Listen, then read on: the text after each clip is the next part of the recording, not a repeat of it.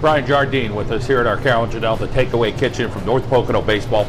Coach, let's talk about this 2019 season. First question I always ask is getting outside. How long did it take up there at North Pocono for you? We're still working on that. We had a practice today, which was great to get outside. It's only our second practice on the field. We've had 2 home games, so that's about where we're at on a year-to-year basis. 2 or 3 home games is what we get, and it's, nobody's fault. A lot of it's just the weather and where we're at specifically, where our snow is going to melt a little later. It's going to be a little bit cooler, and it takes a while to get the field where we need it. So it's to us, we just look at it as that can't be something that we use an excuse. We just move forward and we try to do the best we can, and we get creative with practice. I'm very fortunate with the staff that I have that been around, a lot of experience, and we find ways to make things happen and have our kids prepared to play when we are on the field. You've had some great individual players, some great teams over the years, and somehow it just keeps coming. Talk about the factory that you're getting, and you come with some great families, and obviously that's a key. Yeah, that is the key. It's nice to see some of those same names over and over again, where it's brother after brother, which makes it work. And a lot of it, like I said, is my staff. Not only Coach Tempesta and Coach Nelson are with me, but you go down to the lower levels with Coach Sosnowski, who's my junior high coach, and he builds up the program. He has kids wanting to be that next kid, and then the Coach Bowers, my JV coach, and Coach Hicks helps him out. So they all do a great job, and a lot of it, that's what it is. You want to be that next kid. You want to be the next Joey Runco or Ray Grapsey or Billy Nelson, right on through Randy Darrow, and I mean, I can go on and on with the number of great players that I've had. I've been very, very fortunate. And that's what a lot of it is. These kids, they want to uphold that tradition that we built, the program that we built. They don't want to be the one to let the ball drop, So that helps us a ton. It really makes it go for us. And a lot of these guys that I mentioned are still around the program. As many of those kids and the great things they're doing, they check in with me. They are in contact with my players right now, asking how they're doing and if they need help with schools. So it's sort of built like a family, and it's a great thing to have, and I'm very fortunate, as I mentioned already. It's the beginning of May. Talk a little bit about the weaknesses and a little bit about the strengths of this particular team. Yeah, I think, when you look at weaknesses, a lot of it goes back to the original question with the field, where we just haven't had the reps to get us to where we want to be defensively right now. Even base running, today we're fortunate that we use a lot of our practice specifically for base running. That's a very important part of the game, where you can win or lose a game with decisions made on the bases, and those are some of the things. Again, it's just repetition, and that's what the game is a lot. So you can execute things, and we just haven't had that opportunity. So those are areas that we're trying to get better. I've been very pleased with how well we've done offensively. Our lineup's kind of deep, 1 through 9, a little bit of speed at the top, and then a little bit of power comes in the middle. And again, we have some versatile guys that we can flip-flop and move around, which has been helpful. And our pitching, that's really the key with things. You throw strikes, and you give yourself a chance game in and game out, and our pitchers have done that so far this year. So, like I said, we just, our goal is to get better every single day, give us a chance to compete, and if we're close in games, we know we have a chance to win. So that's what we're looking to do right now. Just want to continue to get better. You guys always seem to have a little bit of size, some 6'3", 6'4" guys that throw the ball or, be at first base, be a staple. Yeah. Talk a little bit about the size of your guys. Yeah, and a lot of that's hard work. Obviously with the height part of it, 6'3", 6'4" is genetics, but these kids, we're 6 a.m. in the morning from December right through the end of February, and we're a dedicated group where kids are in there, and it's an hour and 10 minutes, whatever it might be, but those kids are working for an hour and 10 minutes, and it's not easy. I mentioned the cold up there already. You're getting out of your car some mornings. I know I do it. I'm thinking to myself, I got to be crazy. So I can't imagine what the kids are doing, but they're dedicated, and to the parents as well. That's a credit where they're going to get their kids there who don't drive, and it puts them in great shape where you get to the season in March and you're already ready to go. You don't have to worry about anything conditioning-wise. Like I said, you put the work in, you've invested the time. Now you pull out what you invested, and hopefully it pays dividends. The way the league's structured, it's been for a little bit of time now. Pitching-wise, you got to have depth.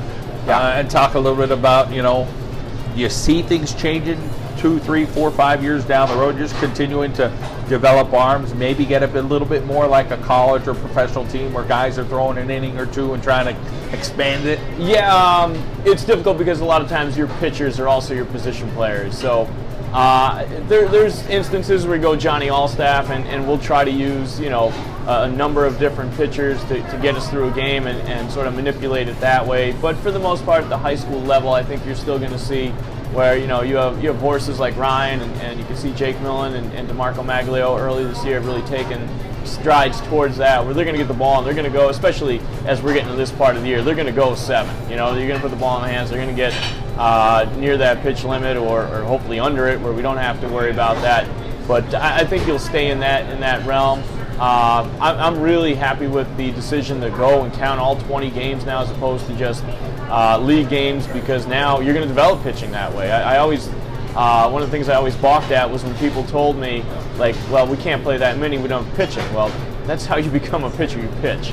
And that's something that is allowing us to use some of these younger guys. We're getting a full JV schedule in where guys are throwing innings, guys are on the mound and learning to pitch in that realm. So, it's I don't see us trending that way. Maybe the college game a little more, but I think with the high school game, just the type of athletes you have, usually, you have that better pitchers, one of your better hitters, better defensive players. So I think you would keep it in that 7-inning frame where he's getting the ball, go win me a game type thing. One group leaves, another group comes in, other guys take over, it just keeps kind of going. The leadership of these guys we're going to talk to tonight, talk about what they've done, whether it's on the field, off the field, both, and in their community, with their families, and the next step now. Yeah, and the first thing I see with all my kids who come through, they're like sons to me. The other day I was yelling at Jake Still, I'm sure he could tell I wasn't happy with something he did, and then after the game, we talked it out. Like, I talked to one of my daughters, like, hey, we can't do that because of this. And that's just something that we've always done, and I rely on my seniors a ton. We don't have true captains. Any senior, realizes there's someone to be a leader. They have a job to do, and it's no exception with this group. You see a Corey Wall and Nate McLean, Mike Kowalski, Ben Cruciani, Johnny Sapienza, Tony Donato. You're looking at 3 college pitchers there walk out the door and 3 other very steady players, and we just pick up where we left off because of this group, because of, like I said, you start with 6 a.m. and these guys are there, they're putting the work and they're getting the extra bullpen sessions in so far, and Ryan and Jake and Shane and Steve are no exception this year, where if something has to be done, they realize it. I very, very rarely am I the guy coming out telling the kids, hey, we need more energy, or I'm the guy yelling or something. Those guys just tell me, hey, we don't do things that way in this program, and it makes it much easier on me, number one, and when the kids have say and they have the responsibility, they take the ownership a little bit more.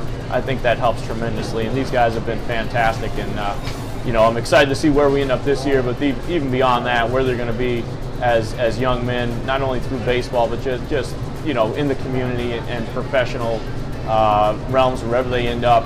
It's really going to be something to see, and that's been the case with all my players, and definitely no exception this year. Playoffs are not too far off. Let's talk a little bit about, we've had some good runs with teams. You guys have had some real nice teams at North Pocono, what Dallas was able to do, Valley View, a very nice team. Del Val in the past, Abington Heights, Berwick. We go up and down that list, Wyoming Valley West years ago.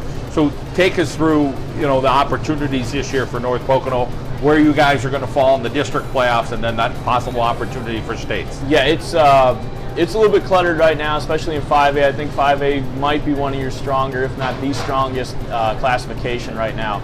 I know Pittston area, Coach Zaff has been playing really well. Valley West, as you mentioned already, right now they're sitting 1-2, and then just from our league, from the Lackawanna League with Abington and Wallenpaupack, and then ourselves, we're all sort of in that cluster where, if you flip a coin on any given day and one of those teams can jump ahead and end up in that 1 seed, and that's sort of where you want to sit, where you get that bye and you can set things up that way. So that's the ultimate goal, and there's some very good teams there. A lot of talented players, college players galore in that grouping I just gave, and Crestwood and Coughlin I don't know a ton about, but you can see just by the scores that I'm checking out, there's some talent there as well. So there's no rest. There's no gimme in 5A, and then that prepares you as you move on. Last year, we were fortunate enough to win the district and play a very good Crestwood team.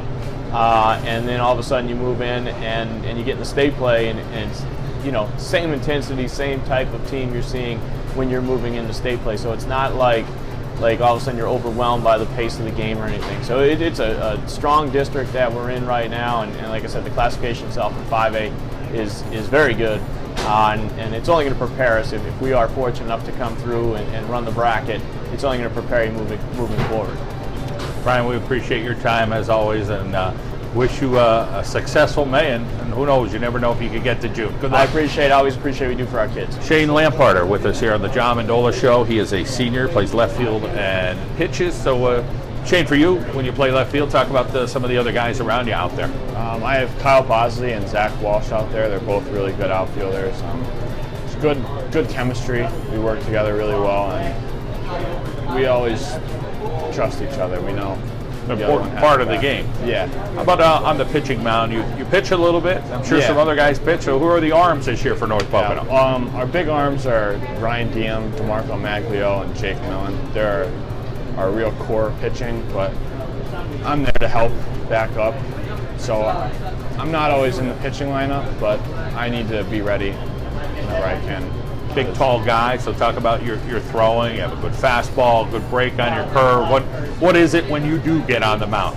I just focus on throwing strikes, getting the ball in play, and having my team back me up. You got an older brother and an older sister, so tell us about each of them and how they influenced you in your life. Yeah, my brother has been best friend to me my whole life. He's in Montana right now for school, and my sister, she's always been great. She just really helps me. Math and physics, obviously when you talk physics, you got to be pretty bright. So what is it about those subjects, just stuff that's come easy to you? Yeah, I really didn't like math or science until really past year. It just kind of clicked with me, and I really started enjoying it. So. Well, you're going to be headed to Hartwick College, and you're going to major in physics, so you must like it pretty well. What were those choices, and why did you say, hey, Hartwick is where I think that my heart is? Well, I had a couple choices between University of Scranton, Lycoming, a couple other schools, but I chose Hartwick because I really liked the location. I got a good scholarship, and I really like the atmosphere there. It's the place I could really focus on my schoolwork. You and I were talking before we started. You basically said that you're pretty self-motivated. Talk about, like, at what age did you feel like, hey, you know, I feel good about myself, whether it's school or with baseball, and kind of, you know, making your own motor go. Yeah, I don't look up to anyone really. I try to just be who I am. It's like it's going pretty well for you, whether it's on the field or in the classroom. We wish you the best, and we appreciate your time. Great to hear your story.